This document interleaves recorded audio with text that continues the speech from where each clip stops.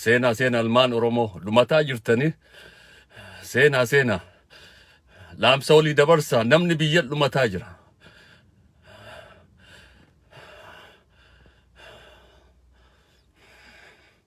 Namni biyya dhumataa jira yeroo abiyyummata Oromoo lafarraa haqaa jira, lafarraa fixaa jira, guddaaf diqqaa fixaa jira.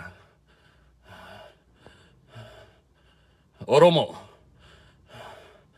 injirtani injirru nu fixaa jira, abiyyi nu fixaa jira.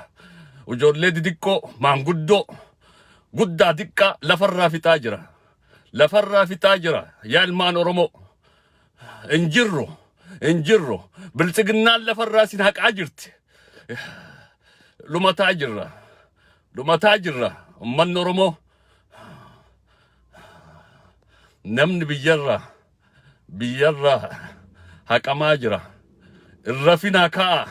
Waan dandeettan godha. Namni biyya dhumataa jira. Dirqama natteeti Feesbuukii seene.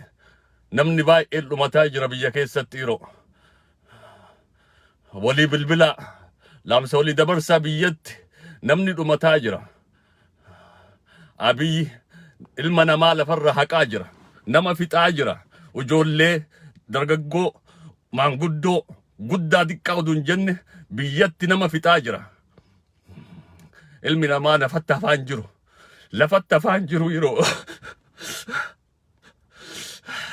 Abi nama fixaa jira. Ilmaan bilchiginnaa maal jenna waan jennu ollaalle namni dhumataa jira biyyatti.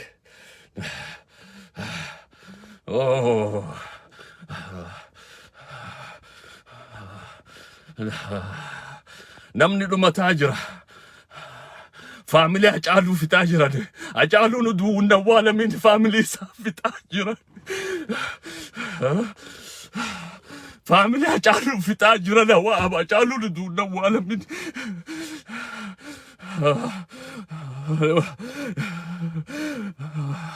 Ijoolleen bilchiginnaa mootummaan keessan kun waan dalagaa jiru laala. Yaa Oromoo.